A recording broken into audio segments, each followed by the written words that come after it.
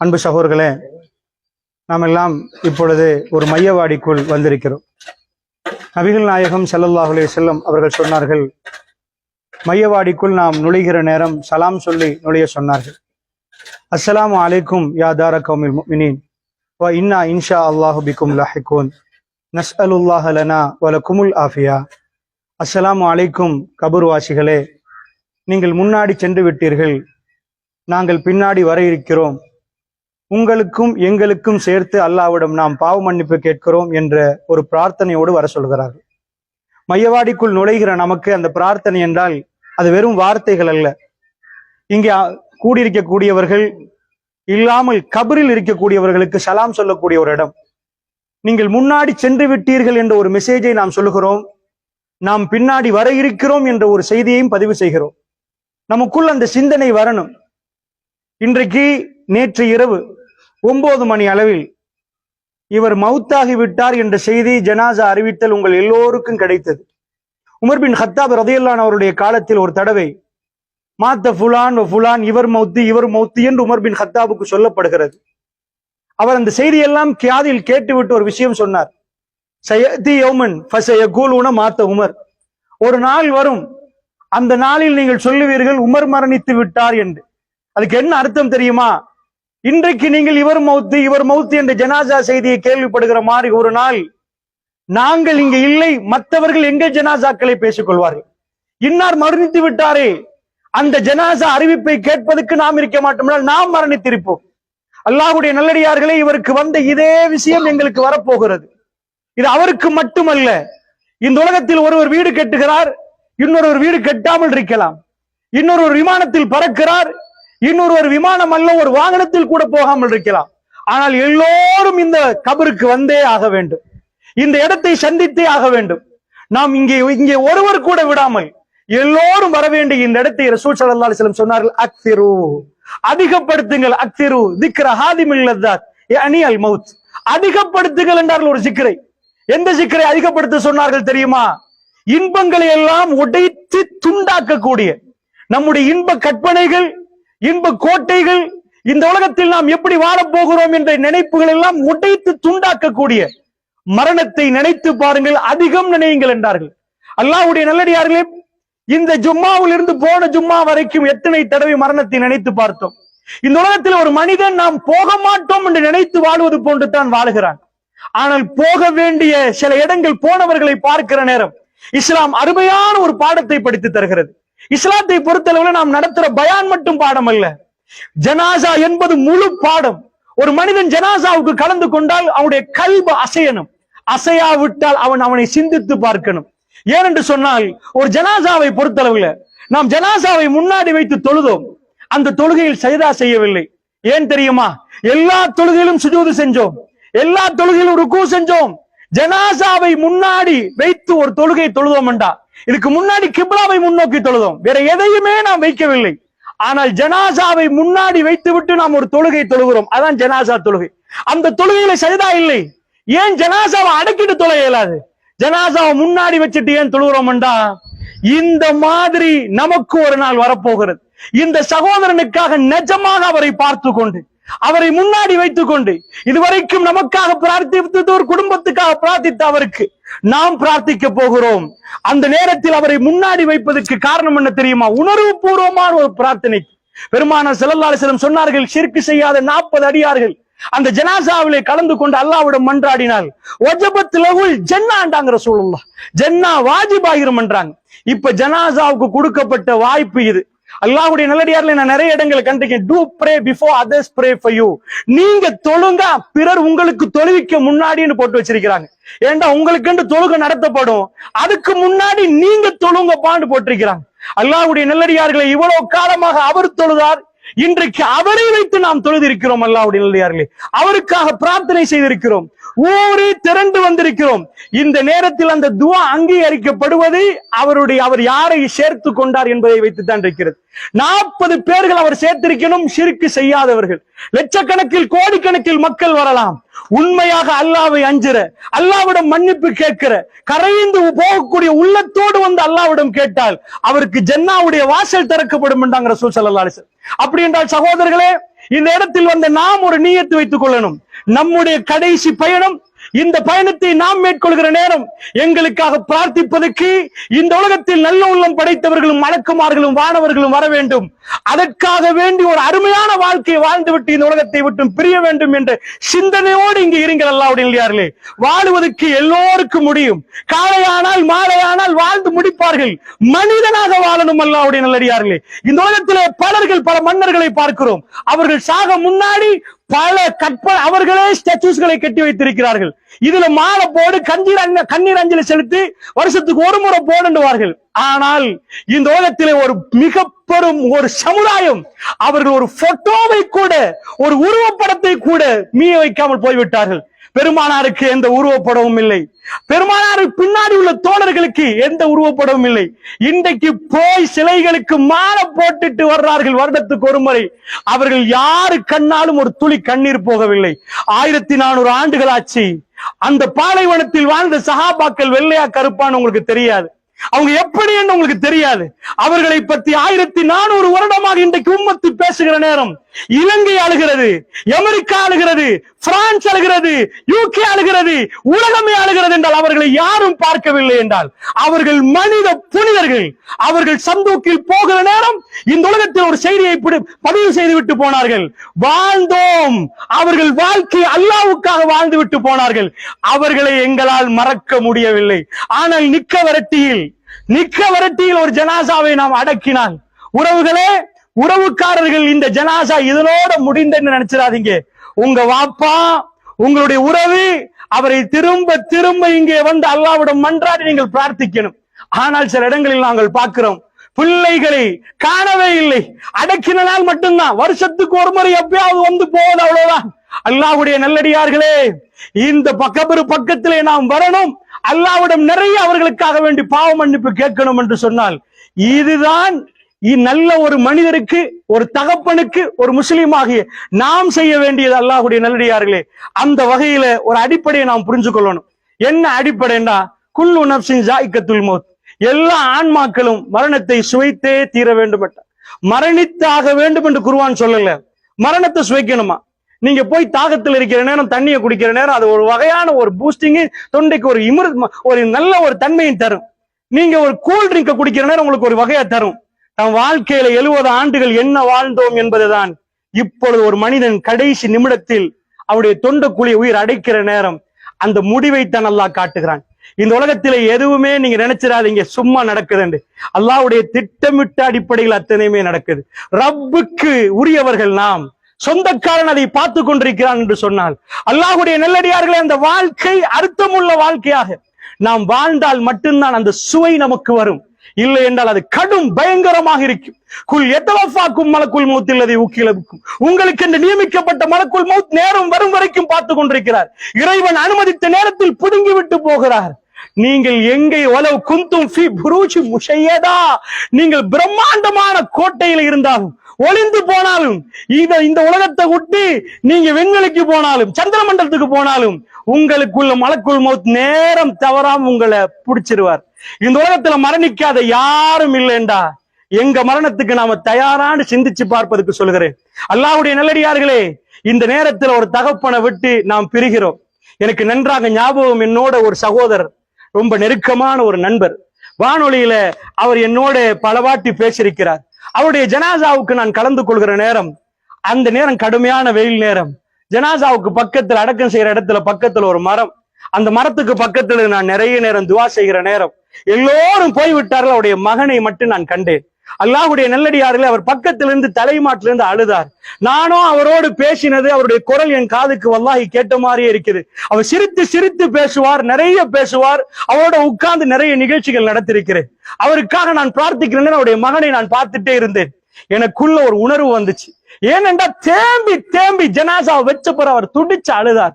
ஏனென்றால் அல்லாஹ்வுடைய நல்லடியார்கள் ஒரு தகப்பன் என்ற உணர்வை அவர் அந்த நேரத்தில் பெற்றிருந்தார்.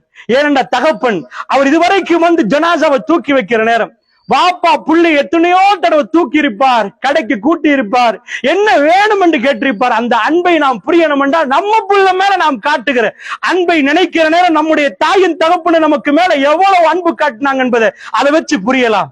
அப்படியெல்லாம் செய்த ஒரு தகப்பனை கடைசி எவ்வளவோ தூக்கி அவருக்கு நோய் என்றால் புள்ளைய கூட்டி போய் ஆஸ்பத்திரியில வச்சு என்ன வேணும் என்று கேட்ட ஒரு தகப்பன், அந்த தகப்பனை இந்த மையவாடியில வைத்து பிள்ளைகள் கடைசியாக தூக்குவார்கள், தூக்கிவிட்டு வைப்பார்கள். அல்லாஹ்வுடைய நல்லடியார்களே, அந்த பையனுக்கு அதுதான் நடந்துச்சு. வாப்பா தூக்கினது இதுவரைக்கும் வாப்பா அவரை தூக்கினார். தன் வாப்பாவை கடைசி முறையாக தூக்கி நெஞ்சில வைத்து விட்டு கபரில் அடக்கம் செய்கிற நேரம் அவருடைய கல்வி தாங்கவே இல்லை. அல்லாஹ்வுடைய நல்லடியார்களே, தேம்பி தேம்பி அழுதார். வந்தவர்கள் எல்லாம் பிரியாவிடை கொடுக்க அவரால் தன்னுடைய தகப்பனுக்கு பிரியாவிடை கொடுக்க முடியாமல் இருந்தது. இது பாலைவனத்தில் ரசூலுல்லாஹ்வுடைய ஜனாசா நேரம். எல்லோரும் வந்து ஜனாசாவை அடக்கம் செய்துவிட்டு போகிறார்கள். நடு நிசி பாத்திமா ரலியல்லாஹு கேட்டார்கள், என் வாப்பா முகத்தை பார்த்து உங்களுக்கு மண்ணு போட தோணிச்சான்னு கேட்டாங்க. அல்லாஹ்வுடைய நல்லடியார்களே, இதுவரைக்கும் குழியில விழுந்தவரை நம்ம தூக்கி எடுத்திருப்போம். இந்த இடத்தில் நாம் எல்லோரும் சேர்ந்து அவரை புதைத்திருக்கிறோம். நாம் மண்ணை தூக்கி அவர் முகத்தில் போட்டிருக்கிறோம். ஏனென்றால் அவர் மரணித்து விட்டார், அவரை அடக்கம் செய்யணும் என்பதற்கு பாத்திமா ரலியல்லாஹு துடித்து போய் கேட்டார்கள். நாயகம் ஸல்லல்லாஹு அலைஹி வஸல்லம் அவர்களை கொஞ்சமும் ஒரு முள் தைத்தால் கூட ஒரு தோழர் தாங்க மாட்டாரு. பெருமானார் மீது யாராவது தப்பா சொன்னால் கூட தாங்காத தோழர்கள் உள்ள ரசூலுல்லாஹ் 1400 ஆண்டுகளாகி முஹம்மது ரசூலுல்லாஹ் என்றால் எங்கள் கல்விகளை பறிகொடுத்த ஒரு உம்மத்தினருக்கு சொந்தக்கார தலைவர் அவர். அப்படிப்பட்ட ரசூலுல்லாஹ் அவருடைய மகள் கேட்டார்கள், உங்களால் என் வாப்பாவை பார்த்து முஹம்மது ரசூலுல்லாஹ்வை பார்த்து மண்ணை போட தோணிச்சான்னு கேட்டார்கள். எவ்வளவு கஷ்டப்பட்டு சஹாபாக்கள் அவரை மண்ணை போட்டிருப்பார்கள். அல்லாஹ்வுடைய நல்லடியார்கள், இதுதான் நியதி என்று சொன்னால் அல்லாஹ்வை சந்திக்க போகிறோம். குல் இன்னல் மௌத்தல்லதி தஃபிர்ரூன மின் அதாவது மவுத் என்று சொன்னாலே நீங்க அதை விட்டு விரண்டோடுறீர்கள். மவுத்து வரக்கூடாது என்பதற்கு விரண்டோடுறோம். நம்ம எல்லாரும் அப்படிதான். கொண்டு போய் ஸ்பெஷலிஸ்ட பாக்குறோம், எந்த ட்ரீட்மெண்ட்டையாவது பண்ணி காப்பாத்துங்கன்றோம், எவ்வளவு செலவழிக்கணும் என்று கேட்கிறோம். இங்க இல்லையா, இந்தியாவுக்கு போமா பரவாயில்ல, அதை தாண்டி யூகே போகணுமா? அல்லாஹ் சொல்றான், இன்னல் மௌத்தல்லதி தஃபிர்ரூன மின், மவுத் என்றால் நீங்கள் விரண்டு ஓடுகிறீர்கள், ஃபஇன்னஹு முலாக்கிக்கும், அது உங்க முன்னாடி வந்து நிக்கும் என்கிறான் அல்லாஹ். நீங்க ஓட அது உங்க முன்னாடி வந்து கை தரும். அல்லாஹ்வுடைய நல்லடியார்கள், இந்த சபையில உள்ள நாமெல்லாம் மௌத்தாக மாட்டோம் என்று நினைக்கிறோம். அதாவது மவுத்து நிச்சயம் என்று எல்லாருக்கும் தெரியும். இப்பவே மௌத்தாக மாட்டோம், எங்களுக்கு நிறைய நாள் இருக்கு நினைக்கிறோம். இல்ல சகோதரர்களே, 20 வயசு ஒருத்தரும் மௌத்தாகிறார், 30 வயசு மௌத்தாகிறார், 40 வயசு மௌத்தாகிறார். அல்லாஹ்வுடைய நல்லடியார்களே, மௌத்துக்கு வயசு இல்லை. மௌத்து சொல்லி கொண்டு வராது. நீங்க கெட்ட வீட பிளான் பண்ணி கட்டலாம்.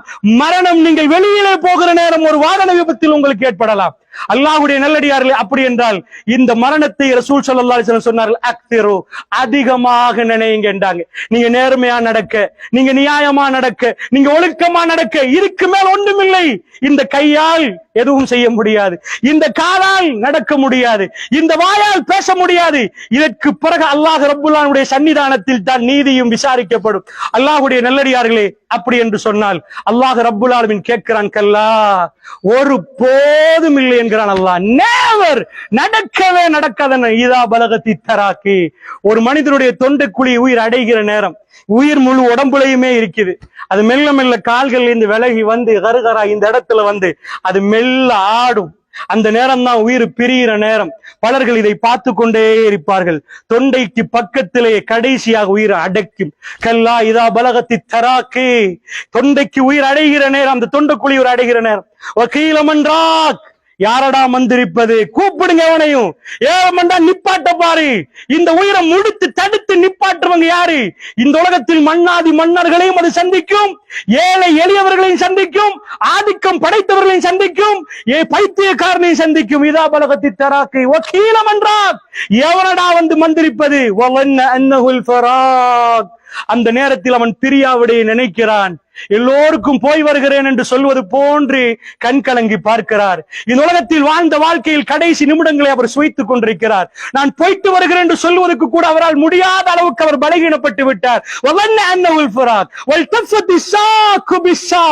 தன்னுடைய கண்டையோட கண்டை பிணைங்கிக் கொள்ளும் என்கிறான் அல்லாஹ். இதுக்கு மேல் ஒன்னும் பண்ண முடியாது. வீரியமாக காலை உதற முடியாது, நடக்க முடியாது, கைகளால் எடுத்து சாப்பிட முடியாது, கண்களால் நிமிர்ந்து ஒண்ணு பார்க்க முடியாது. முடிந்து விட்டது வாழ்க்கை, அல்லாஹ்வின் பக்கம் போகிறார்கள் என்றால் அல்லாஹ்வுடைய நல்லடியார்களே, இந்த ஜனாசா நமக்கு ஒரு பாடம். இஸ்லாம் நமக்கு ஒரு பாடத்தை படித்து தருகிறது. தோளில் சுமந்து வருகிறோம், குழியை தோண்டுகிறோம். இதில் படிப்பினை பெறாவிட்டால் அல்லாஹ்வுடைய நல்லடியார்களே, நிரந்தரமாக வாழக்கூடிய ஒருவரை சொல்லுங்கள். கொஞ்சம் போய் 5 நிமிடம் விட்டு பாருங்கள். உங்க பிள்ளைகளை விட்டு போகிற அந்த நாள் எப்படி இருக்கும்? உங்க மனைவியை நீங்கள் விட்டு போகிற நாள் எப்படி இருக்கும்? அவர் முந்தையா, நீங்க முந்தையா? இந்த உலகத்தில் நீங்கள் செய்து கொண்டிருக்கிற வேலைகள் எல்லாம் அப்படியே நிக்குது. நீங்கள் பிடித்த போன் அப்படியே இருக்கிறது. நீங்கள் எதை பார்த்திருப்பது கடைசியாக இருக்கிறது. நீங்கள் படித்த கட்டில் அப்படியே இருக்கிறது. ஆனால் நீங்கள் மட்டும் அந்த வீட்டில் இல்லை. அல்லாஹ்வுடைய நல்லடியார்களே, ஒரு நாள் வரும், உங்கள் வீட்டில் நீங்கள் இல்லாமல் உங்களுடைய குடும்பத்தார் வாழுகிற ஒரு நாள் வரும். அந்த வாழ்க்கை வாழுகிற நேரம் உங்களை பற்றி அவர்கள் நல்லதை செய்வதற்கு, உங்களை சிந்தித்து பார்ப்பதற்கு, உங்களுக்கு பாவ மன்னிப்பு கேட்பதற்கு நீங்கள் நல்ல விஷயங்களை விட்டு விட்டு செல்லுங்கள். அல்லாஹ்வுடைய நல்லடியார்களே, 1400 ஆண்டுகளாக சஹாபாக்களுக்கு இன்றைக்கு நாம் துஆ செய்கிறோம் என்றால் அவர்கள் விட்டு விட்டு சென்றதோடைய குடும்பத்துக்கு மட்டுமல்ல, உம்மத்துக்கும் சேர்த்து விட்டு விட்டு போயிருக்கிறார்கள். அல்லாஹ்வுடைய நல்லடியார்களே, கடைசியாக ஒரு விஷயத்தை சொல்கிறேன். இந்த சபையிலே நாம் எல்லாம் ஒன்று சேர்ந்திருக்கிறோம். இந்த சபையிலே ஒரு விடயத்தை நாம் புரிந்து கொள்ளணும். அல்ஹம்துலில்லாஹ், இன்றைக்கு நீங்கள் அமைதியாக நிற்கிறீர்கள். பல சபைகளுக்கு நான் ஜனாசாவுக்கு, மையவாடிகளுக்கு போயிருக்கிறேன். மையவாடியிலே ஜனாசாவை அடக்கிவிட்டு பயான் நடத்தப்படுகிற நேரம் ஆங்காங்கே மூளை முடுக்கிலே உட்கார்ந்து பிசினஸ் பேசுகிறார்கள். அல்லாஹ்வுடைய நல்லடியார்களே, நடத்தப்பட்ட பிசினஸ் அதோட முடிகிறது என்று பாடம் படிப்பிக்கிற இடம் இது. ஒரு மிக பெரும் வகுப்பறை. இந்த இடத்தில் அந்த பாடத்தை படிக்காமல் நாளை இல்ல நிரந்தரமா வாழப்போகிறோம் என்ற உணர்வில் பலர்கள் பேசுகிறார்கள் என்றால் மிகுந்த கவலை அளிக்கிறது. இந்த உம்மத்தில் இருந்து கொண்டு அவர்கள் என்ன சித்தாந்தத்தில் வளர்க்கப்பட்டிருக்கிறார் என்று புரியவில்லை. அல்லாஹ்வுடைய நல்லடியார்களை கடைசியாக சொல்கிறேன், இந்த ஜனாசாவுக்கு நாம் செய்ய வேண்டிய ஒரு கடமை இருக்கிறது. அல்லாஹ் ஹக்குல் முஸ்லிம் அலல் முஸ்லிம் ஹம்சுல், அதாவது ஒரு முஸ்லிம் இன்னொரு முஸ்லிமுக்கு செய்ய வேண்டிய கடமைகள் 5, 6, 3 என்று பல ரிவாயத்துகள் வருகிறது. அதுல இத்திபா ஜனாசா, ஜனாசாவை நாம் பின்தொடர்ந்திருக்கிறோம். இந்த நேரத்திலே அல்லாஹ்வுடைய தூதர் சொன்னார்கள், அவருடைய நாவால் எந்த பொய்யும் வராது. அல்லாஹ்வுடைய நல்லடியார்களே, இப்பொழுது மலக்குமார்கள் அவரிடம் விசாரணை தொடங்குவார்கள். அந்த விசாரணை நேரம் மன் ரப்புக்கே என்று கேட்பார். அந்த நேரத்தில் அல்லாஹ்வுடைய நல்லடியார்களே, நாம் எல்லாம் சூழ்ந்து அடக்கிட்டோம் என்று போக முடியாது. ரசூலுல்லாஹ் சொன்னார்கள், சலூலஹு தஸ்பீத். ஒரு சகோதரை அடக்கிவிட்டு சொன்னார்கள், அவர் மன உறுதிக்காக துஆ செய்யுங்களேன் என்றார்கள். பெருமானார் நிற்கிறார், ஹாத்தமுல் அன்பியா, இந்த பூமியிலே அவர் கால் மிதித்து நிற்கிறார். அல்லாஹ்விடம் அவர் கேட்கலாம். சூழ இருந்த சோழர்களுக்கு சொன்னார்கள், அவருடைய மன உறுதிக்கு துஆ செய்யுங்க, அவர் இப்பொழுது வீரியமாக பதில் கொடுக்கணும். மன்றப்புக்கு விசாரணை நடத்தப்படுகிற நேரம், மலக்குகள் கேட்கிற நேரம், அவருடைய கொள்கை இப்பொழுது வெளிப்பட வேண்டும். அல்லாஹ்வுடைய நல்லடியார்களே, அப்படி என்று சொன்னால் சகோதரர்களே, நாம் எல்லாம் ஒன்று சேர்ந்திருக்கிறோம். நமக்கு பின்னாடி உள்ளவர்கள் நமக்கு செய்ய வேண்டும் என்றால் நாம் நின்று செய்துவிட்டு போகணும். அல்லாஹ்வுடைய நல்லடியார்களே, இப்பொழுது கொஞ்ச நேரத்தில் அஷருக்கு அசான் சொல்லுவார்கள். அதுக்கிடையில் அல்லாஹ்வுடைய நல்லடியார்களே, இவருக்காக வேண்டி நீங்கள் உங்களுடைய முழு பிரார்த்தனையும் செய்யுங்கள். சிலர்கள் பிரார்த்தனை எப்படி செய்கிறார்கள் என்றால், யா அல்லாஹ் இவரை மன்னித்து விட, முடிந்து உனக்கு எல்லாம் தெரியும் தானே. அல்லாஹ் மீது ஆணையாக இஸ்லாம் அப்படி ஒரு பிரார்த்தனை செய்யவே இல்லை, சொல்லவே இல்லை. அல்லாஹ்வுடைய நல்லடியார்களே, அல்லாஹ்விடம் பிரார்த்தனை செய்வது என்பது அடிமைத்தனம். திரும்ப திரும்ப திரும்ப ஒரு ஹாஜியாரிடம் போய் ஒரு ஏழை கடன் கேட்கிறேன் கெஞ்சி கெஞ்சி 4 வாட்டி சுத்துற மாதிரி ரப்பே ரப்பே என்று நிறைய கேட்கணும். பெருமானார் பதிர்களத்திலே ராத்திரியிலிருந்து அடுத்த நாள் விடியும் வரைக்குமே கேட்டுக்கொண்டிருந்தார்கள். அல்லாஹ்வுடைய நல்லடியார்களே, மலக்குமார்கள் வரும் வரைக்கும் கேட்டார்கள். மலக்குமார்கள் இந்த பூமியை மிரிக்கும் வரைக்கும் கேட்டார்கள். பதிலுடைய வெற்றி அந்த துஆவில் இருந்தது. அல்லாஹ்வுடைய நல்லடியார்களே, இன்றைக்கு இந்த உம்மத்துக்கு மீந்தி இருக்கிறதும் அந்த துஆ தான். பலஸ்தீனத்திலே சகோதரர்கள் அவர்கள், அதாவது அடுத்து இந்த ஜும்மாவில் உள்ளவர்கள் அடுத்த ஜும்மாவில் இல்லை என்று சொல்கிற அளவுக்கு படுக்க, அதாவது கொத்து கொத்தாக கொலை செய்யப்படுகிற நேரம், இஸ்ரேல் வீசக்கூடிய மிசைல்களை தாண்டி எங்கள் கையில இருக்கக்கூடிய துஆ பலமானது.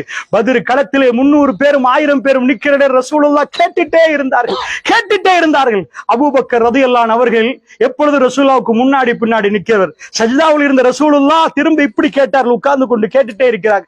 கையை தூக்குற நேரம் தோல்ல ஒன்று துண்டு கீழே உழுவுது. ரசூல் ஸல்லல்லாஹு அலைஹி வஸல்லம் பின்னாடி நின்ற அபூபக்கர் அவங்க எப்ப ரசூலுல்லாஹ் பின்னாடி இருந்தே தோல்ல துண்ட போடுறாங்க, திரும்ப திரும்ப துண்ட போடுறாங்க. அல்லாஹ்வுடைய தூதரும் கேட்கிறாங்க, துண்டு கீழே உழுது. ஒரு தடவை சொன்னாங்க, போதும் யா ரசூலல்லாஹ், இப்ப நீங்க நிறைய கேட்டுட்டீங்க உங்க ரப்பிட்ட, எவ்வளவு நேரம் முன்னாடி முன்னாடி ஓர் அங்க இல்ல, எல்லாரும் முன்னாடி முன்னாடி சண்டை நடக்க போகுது. கஃபார்கள் முன்னாடி 300 பேர் 1000 பேர், 1000 இல்லை, ஆமி இல்லை, ஒன்றும் இல்லை, துஆ மட்டுமே அவங்க கையில இருந்த நேரம் ரசூலுல்லாஹ் விடவே இல்லை. அபூபக்கர் திரும்ப திரும்ப போட்ட உடனே ரசூலுல்லாஹ்வுடைய முகம் பிரகாசமாய் மின்னி சொன்னார்கள், வானவர்கள் இறங்குவதை பார்க்கிறேன் என்றாங்க ரசூலுல்லாஹ். அவங்க முகம் மின்னிச்சு. வெற்றி அறிவித்தாங்க ரசூலுல்லாஹ்.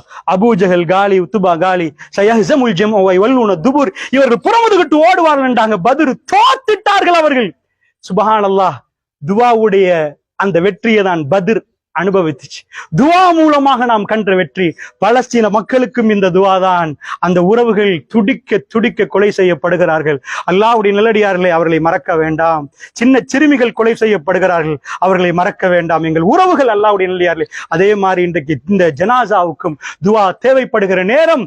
நாம் எல்லோரும் சேர்ந்து துஆ செய்வோம். பெருமானார் செய்த துஆவுடைய நேரத்தை ஹதீஸ்கள் எப்படி வருகிறது என்ற ஒரு ஆட்டை அறுத்து அதை தோலுரித்து அதை பங்கு வைக்கும் நேரம் அளவுக்கு ரசூலுல்லாஹ் மையத்தை அடக்கிவிட்டு துஆ செய்துவிட்டு தான் திரும்புவார்கள். அவருடைய பெருமதியும் அவருக்கு அதனுடைய பெருமதியும் தெரியும் என்று சொன்னால், கேட்பவரும் கேட்கப்படுவர் எல்லாருக்கும் அது பெருமதி தெரியும் என்றால் திரும்ப திரும்ப நிறைய நேரம் இருந்து கேட்போம். அப்படிப்பட்ட ஜனாசாக்களாக அல்லாஹ்வுடைய நல்லடியார்கள் நிறைய துஆக்கள் கிடைக்கக்கூடிய ஜனாசாக்களாக அல்லாஹ் எங்களையும் உங்களையும் ஆக்கி இந்த ஜனாசாக்கு அல்லாஹ் ஜன்னத்துல் ஃபிர்தௌஸை கொடுப்பானாக.